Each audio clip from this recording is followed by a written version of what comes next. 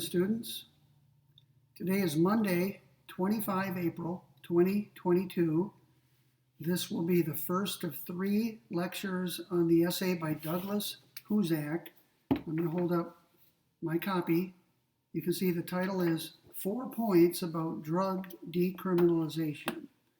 And we're going to spend both days this week discussing this essay, and then the final day next week. 1 week from today will be the final recorded lecture of the semester.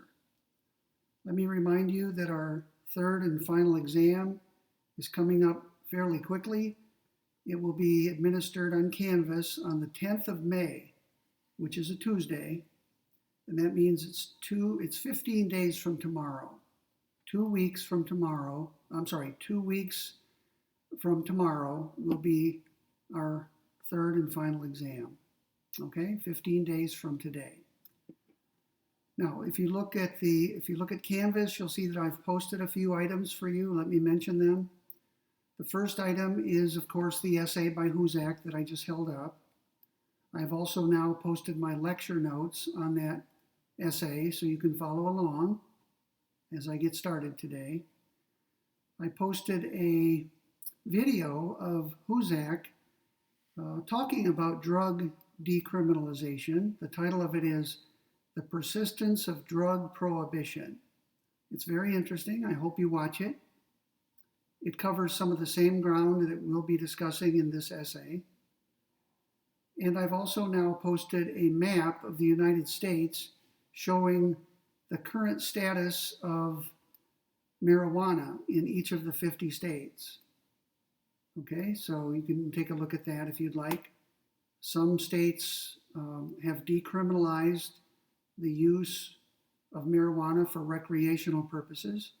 Some states continue to prohibit that, but allow the use of marijuana for what's called medicinal purposes. So that map shows you the current state of affairs on that question. All right, let's get started. I think today's lecture might be about an hour, a little bit shorter than usual. And that'll help make up for some of the days when I went long. Now, Husak's essay is broken up into sections. Let's go through it. Section 1 begins on page 22 of his essay. Section 2 begins on page 23. Section 3 begins on page 24.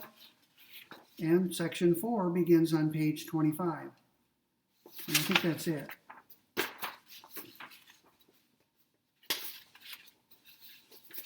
Yep, that's it. 4 sections. I propose to cover section 1 today. Later this week, when I make my second video, I will cover sections 2 and 3. And 1 week from today, in our final video, I'll cover section 4. So we're going to break it up and divide it up into some natural segments. Okay, let me get started. I have some introductory material before we start looking at the essay itself. Husak says that this published article was originally delivered as an oral presentation. He calls it the lead presentation in a symposium that was held in December 2002. Now that's almost 20 years ago, but the issues that he discusses in this essay are still viable. They're still alive. This essay, when it was delivered as an oral speech, was criticized by a philosopher named George Sher, S-H-E-R. George Sher was born in 1942, so he is going to be 80 years old this year sometime. He teaches at Rice University in Houston. Both of these essays have been revised for publication. Okay?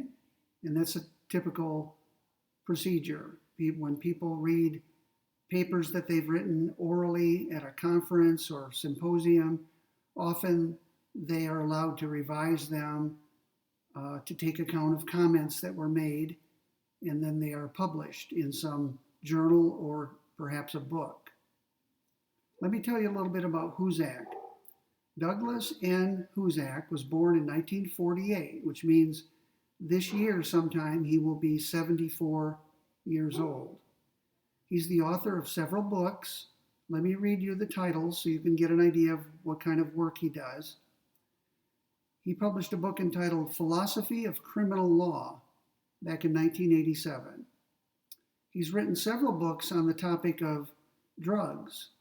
One of them is entitled Drugs and Rights. That was published 30 years ago. He has a book entitled Legalize This, The Case for Decriminalizing Drugs. That book was published 20 years ago. He has a book entitled Over-Criminalization, The Limits of the Criminal Law. And finally, I believe his most recent book is entitled Ignorance of Law, A Philosophical Inquiry. You may have heard the expression, ignorance of the law is no excuse. Now that's way oversimplified. And in this book, he discusses when, if ever, is ignorance of the law an excuse. Husak is a professor of law and philosophy at Rutgers University, which is in the state of New Jersey. He has an interesting set of credentials, which I've repeated here in my notes. He earned a bachelor's degree from Denison University in 1970, just over 50 years ago. Denison is located in Granville, Ohio. He then went off to Ohio State University, where he received, all in the same year somehow, a master's degree in philosophy, a doctoral degree in philosophy, and a law degree. And the law degree was conferred cum laude, which means with honors. So he has an interesting set of credentials. He is trained as a philosopher, which means he's adept at making important distinctions, constructing arguments, criticizing arguments, and that sort of thing, the things that philosophers do. But he's also a trained attorney, and his work is in the philosophy of law, or specifically criminal law. Okay, so let's get started on this essay that I've asked you to read for today. On page 21, the first page, Husak says, quote, philosophers have been strangely silent about the topic of illicit drugs, even though it is a gold mine of philosophical questions. Now, the word illicit, as you probably know, means illegal. Legal drugs, such as prescription drugs, are said to be licit. Licit means legal, illicit means illegal. And what Husak is saying is that philosophers have said very little, comparatively speaking, about illicit drugs. And that's an interesting fact that needs to be explained, because philosophers have addressed themselves to all kinds of issues, from abortion to euthanasia to war and peace, and so forth. Husak points out that it's a serious topic.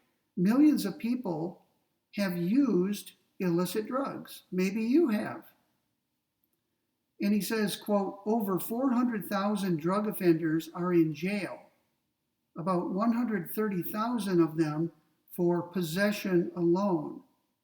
That's a staggering number when you think about it.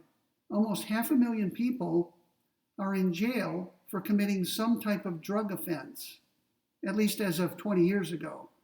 Now, I haven't done any research to see whether the number is larger today, smaller, or about the same.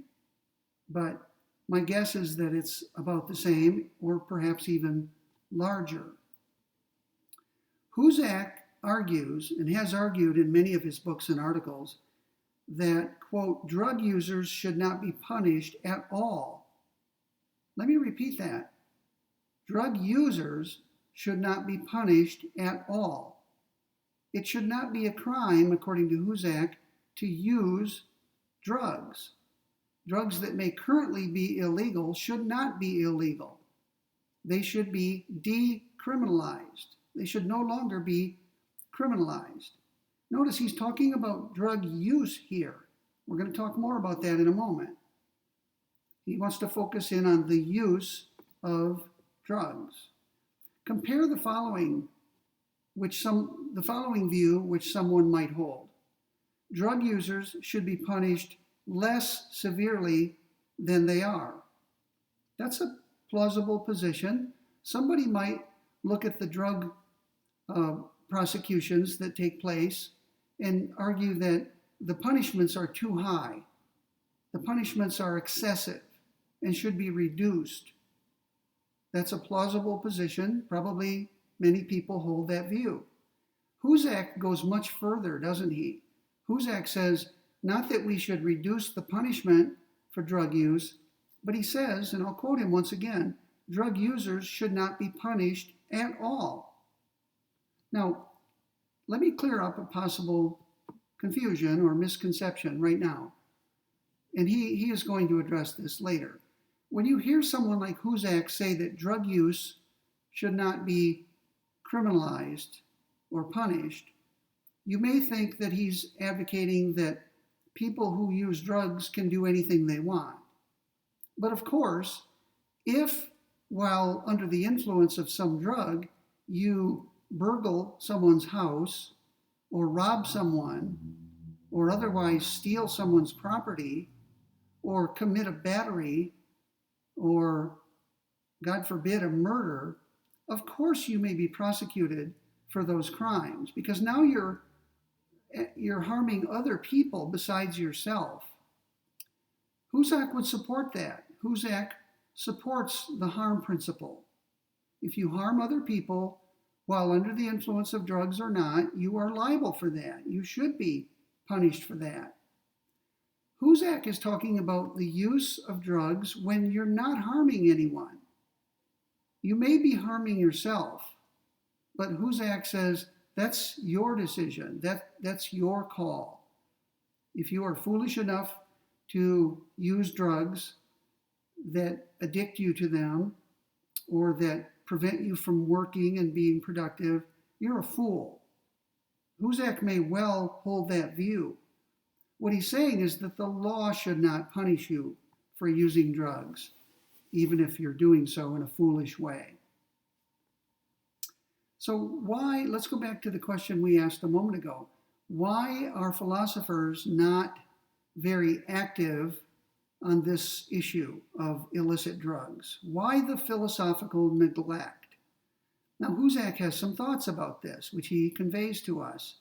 He says also on the first page, quote, philosophers understandably tend to shy away from topics with a heavily empirical component, unquote. What does he mean by that? Well, if you want to write books and articles about drugs, as Husak does, you have to learn the facts about drug use. You have to learn what drugs are out there, what drugs are preferred by people for recreational purposes, what effects do those drugs have on people, what happens to people under the current law when people use various drugs, how severely are they punished, and so on. All of these are factual questions. And philosophers tend to shy away from topics that require that they do empirical research on the facts. Husak is not afraid of doing such research. He has made himself an expert on all of these factual questions. And he's encouraging his fellow philosophers to get up to speed. He's encouraging them to do research, to find out what the facts are, and then take up a philosophical position one way or another. Someone could argue that the punishments for drug use are appropriate, fitting, and justifiable. That would be to disagree with Husak. And Husak would welcome someone into the controversy, into the debate. Husak, as a philosopher, wants a robust, vigorous debate about all of these normative questions, about what the law should be, whether certain drugs should be prohibited and punished, and if so, punished how severely. So Husak is calling on his fellow philosophers to get up to speed on the facts and then formulate arguments, join in the fray, the philosophical fray, if you will. Husak points out that the topic of drug decriminalization has pretty much been left to social scientists rather than philosophers. And he specifically mentions criminology. Criminology is a particular social science.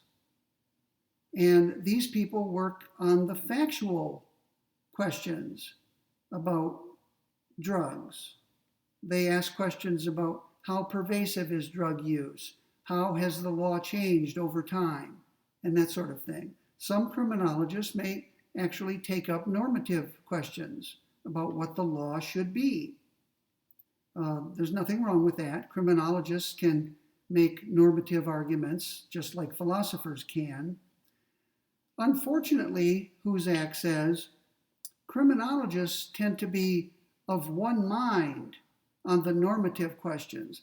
Criminologists tend to conduct cost-benefit analyses. They ask the following question: what are the costs and benefits of punishing the use of cocaine at a certain level? Right? What are the costs of that to society and to the accused drug user? What are the benefits of it? Does it deter people from using drugs? Does it mean that people are able to continue working and being productive? That sort of thing. So criminologists ask whether a particular drug should be prohibited or permitted based on a cost-benefit analysis. Husak said that's fine, but somebody needs to take up the question of rights. Do people have a right to use drugs for recreational purposes, provided they're harming only themselves and nobody else? In other words, someone should look at the question of rights. What rights do people have? Do people, in fact, have a right to use drugs? And you'll see that some of the books that Husak has written are on that topic. One of his books is entitled Drugs and Rights. He's trying to put the focus on rights rather than consequences. He also has a book entitled Legalize This, the Case for Decriminalizing Drugs. And one of his main arguments is that we should decriminalize drugs because people have a right to use them. So criminalizing drugs violates people's rights. And that's always a bad thing. So Husak, again, is calling his fellow philosophers to arms, so to speak, saying this is an important topic. Lots of people's lives are destroyed because they've been convicted and punished. People are languishing in jails and prisons merely for using or possessing drugs. And according to Husak, their rights are being violated. And every philosopher should be concerned about that. Every citizen should be concerned about that. He says on page 22 that philosophers, quote, should be more interested in examining arguments of principle. There's a principle involved here. The principle is something like people should be able to do as they please, provided they're not harming anyone else. And that principle appears to cover the use of drugs, certain drugs at least.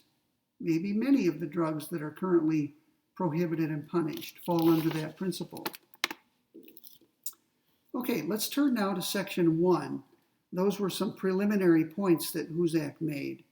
Section 1 is entitled The Meaning of Decriminalization. What does it mean to decriminalize drugs? You will notice by now that this is a typical philosophical question. Philosophers love to ask and then try to answer questions of the form, what is X? Or what does it mean to X? What is law? What is medicine? What is art? What is liberty? What is equality? And on and on and on. Those are standard philosophical questions. And philosophers, having asked those questions, proceed to try to answer them. Different philosophers give different answers to those questions. And so you get a debate about the nature of law or the nature of art. And that debate is a philosophical debate about the meaning of a term, or rather the correct analysis of a concept. So the first question Husak asks and tries to answer is, what is decriminalization? What does it mean to decriminalize a particular substance or drug? And here is his answer to that question. He says, the first thing we need to do is distinguish between using a drug and, for example, possessing a drug. We can also distinguish both of those from manufacturing a drug, selling a drug, buying a drug. Those are all different activities. Okay? Person A makes the drug. Person A, having made that drug, may sell it to someone. That person to whom it is sold, we can say, is the purchaser of the drug. The person who purchases it may remain in possession of it, or perhaps give it away to other people who are then possessors of the drug. Some of the people who possess the drug may end up using the drug. Okay? But not everyone who possesses a drug uses it. I may have drugs in my possession that I myself do not use. Why would I have them in my possession? Well, there could be many reasons. Perhaps I intend to sell them at some point. Perhaps I intend to use them in the future. I may be storing them for someone. So, analytically speaking, we can distinguish each activity that involves drugs: manufacture, sale, purchase, even transportation. Transport means carry across. So, if I move a drug from point A to point B, I'm transporting it. And many drugs do get transported in this way on airplanes, boats, automobiles, trucks, or on people's persons. Or in luggage.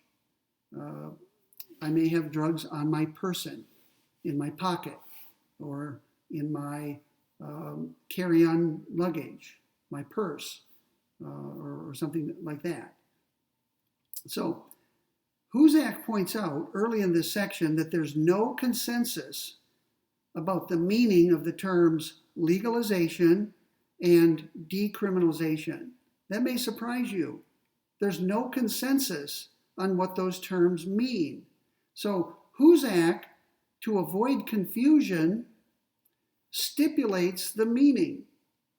In other words, Husak is going to pick one possible meaning of those terms and stick with it consistently throughout his essay. And here's what he says on page 22. He says, what I mean by the use of the term decriminalization in this context is that the use of a given drug would not be a criminal offense. Notice, he italicized the word use, and he did so to draw attention to it. He's talking about use of a given drug, not manufacture, sale, transportation, purchase, possession, or anything else. Just the use. Smoking a substance in a pipe, or inhaling a substance into your nostrils, or injecting a substance into your veins. All of those would fall under use of a substance, according to Husak's stipulative definition. So we need to watch Husak. A philosopher can define a term any way he or she wants, but you have to make sure that that philosopher doesn't change the meaning along the way. And I'm not saying that Husak does that, but I'm saying in general, you should be willing to let people define their terms as they please, but make sure they don't shift the meaning in a way that allows them to commit a fallacy. It would be called the fallacy of equivocation, or the fallacy of ambiguity. So hold people to a single meaning or a single definition. Okay? So I've already listed some of the possible activities that could each be criminalized. Husak says that a comprehensive drug policy would cover all of them. and perhaps even more. So suppose the US Congress wanted a comprehensive policy on drugs. They might enact a law that covers the manufacture of certain drugs, the sale of those drugs, the purchase of those drugs, the transportation of those drugs, the use of those drugs. If the legislation covered all of those topics, we would call it comprehensive. Okay? But legislation does not have to cover all of those topics. Legislation could pick out just one of them. For example, use, and state what should happen to people who use various drugs. Now, Husak makes some other preliminary conceptual points or analytical points. He says if you support decriminalization of the use of a particular drug, you are logically committed to opposing punishment for its use. Let me say that again. Suppose you come out and take the position that drug X, the use of drug X ought to be decriminalized. It ought to be made not criminal. You are logically committed to opposing the punishment of that use of that drug. And by the same token, if you support the criminalization of drug X, the use of drug X, then you are logically committed to supporting punishment for people who use that drug. So the point that Husak is making is that decriminalization and punishment go together, right? You to be consistent, you have, if you take a position on one of them, you have to take a position on the other. Okay? Supporting decriminalization means opposing punishment. Supporting criminalization means supporting punishment. All right? Because wouldn't it be incoherent or inconsistent for somebody to say the following? I want drug use to be criminalized, but I oppose punishment for it. Or even, I want drug use to be criminalized, but I take no position on punishment of it. Both of those are incoherent. If you support criminalization of a particular drug, the use of a particular drug, you have to take a position on the punishment of it. That's what it means to support criminalization. That means you support punishing people who use that drug. So there's a kind of logic here. If you say one thing, you're logically committed either to saying some other thing, or you are logically precluded from saying something. Okay? You have to always strive to be logically consistent. And that's one of the things philosophers are good at observing and pointing out.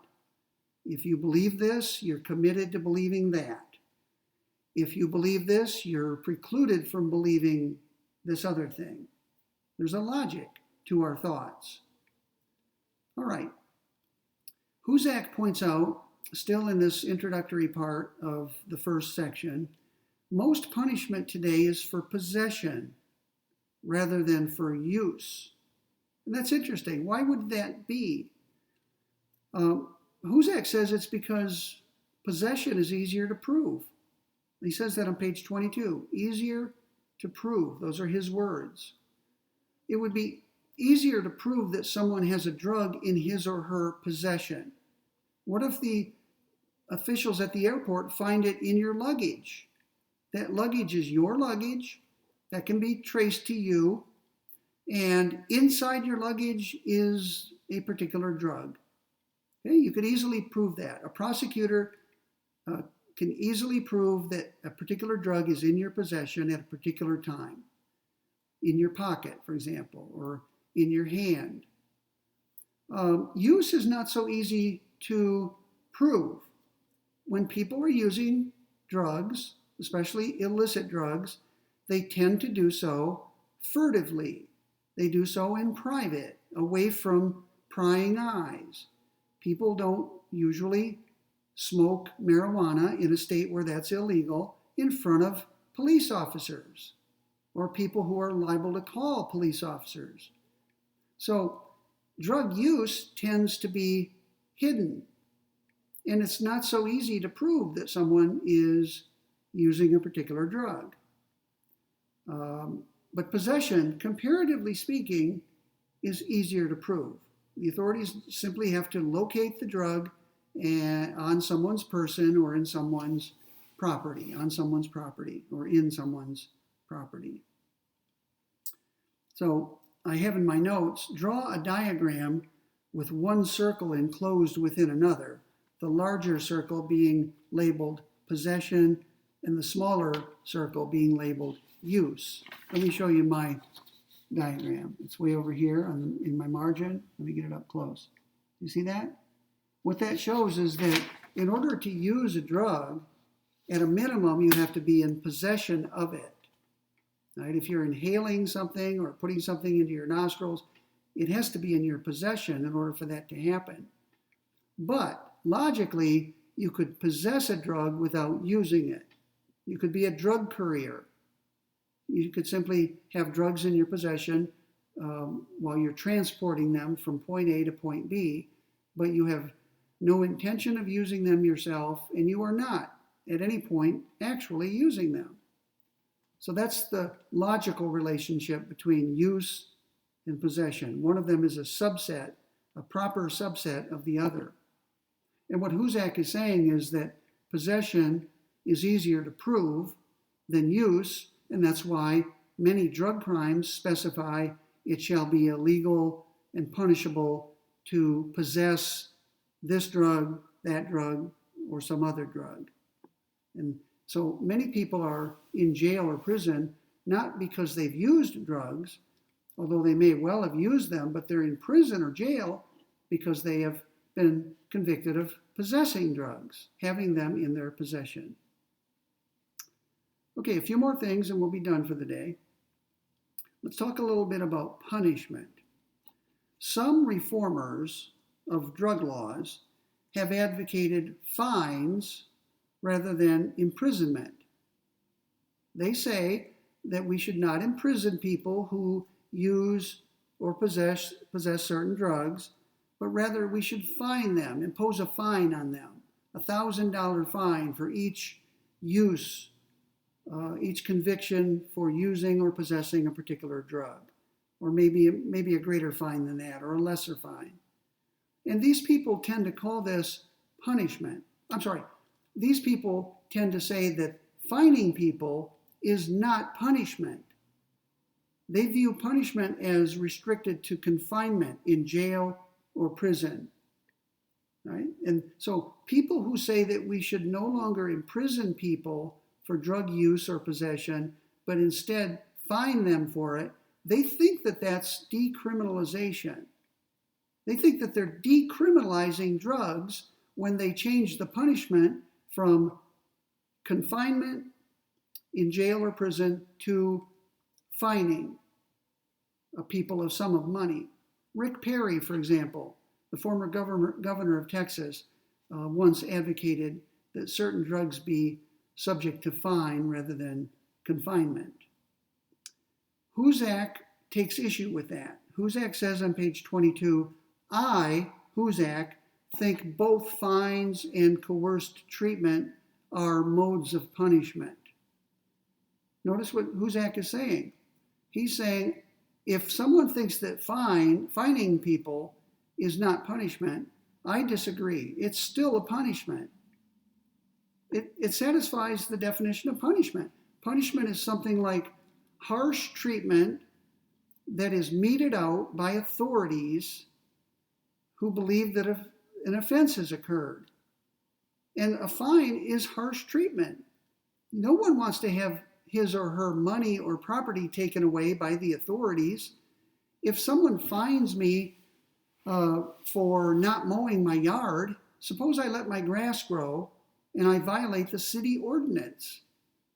The city may have someone come out and mow my lawn and fine me a sum of money that is large enough to pay the mower, maybe with a little bit extra added for a kicker. I'm certainly going to view that as punishment. From my point of view, I'm being punished for not mowing my lawn. Right? I may or may not challenge it, but even if I accept it, I still view it as punishment. I might even tell a friend, I let my grass grow too long and I was punished for it. And the friend may say, how were you punished? And I'll say, well, I wasn't confined, but I did have to pay a sum of money. That was my punishment. So Husak finds it odd that someone would think of a fine as not punishment. It is punishment, he says. And therefore, when you change the punishment from confinement to a fine, you have not decriminalized the use or possession of drugs. You've just changed the punishment for it. It's still a crime, and you've changed the punishment. Maybe fining people rather than confining is lesser punishment. But Husak can agree with that. Husak can say, yes, fining people is a less severe form of punishment than confining them to jail or prison. And Husak might even go so far as to prefer a fine to a term of imprisonment for use or possession of a drug. But that doesn't mean that you're not being punished. It just means the punishment has been decreased. And from Husak's point of view, that would be a good thing, wouldn't it? Remember, Husak says that there shouldn't be any punishment at all for the use of drugs, the mere use of drugs. No punishment at all. What if I said to Husak, Husak, I can't go that far. Suppose I'm the authority. Husak, I can't go as far as you would like. I can't decriminalize the use of drugs. But I'll tell you what, I can punish in either of two ways. I can impose a fine for the use of the drug, or I can confine the users of the drug. And you can pick whichever one you want. I suspect that Husak would prefer the fine. And the reason is, in his view, fining is not as serious a punishment as confinement. Confinement deprives people of liberty. Fines deprive people of property. And I think Husak would say that that's less severe. Do you see my point? So ideally, Husak would prefer no punishment at all for the use of drugs. But if there has to be punishment, he would probably prefer fines. And only as a last resort would he prefer confinement. Right? That to him would be the worst thing you can do to a drug user. You shouldn't do anything at all, but the last thing you should do is put them in jail or prison, especially for a long term. Okay, next topic, comprehensive drug policy. Husak stipulates that he wants to stay focused in this essay, and that's one reason I assign it to my students. Right? I want to focus in on one aspect of the so-called drug problem, and that is the problem of drug use. Husak says on page 22, listen carefully now, I propose to put production and sale aside in this essay. He goes on to say this, I think we should start by clarifying what should happen to drug users and then move on to the issue of whether or how production and sale should be regulated. Actually, I put the emphasis on the wrong words. Let me read it again with proper emphasis.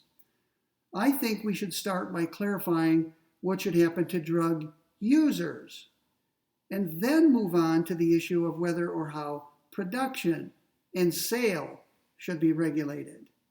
In other words, one step at a time. So let's focus in on use, and once we get clear on whether it's justifiable to prohibit and punish the use of drugs, then we can take up these other questions. Suppose we decide that the use of drugs should not be a crime.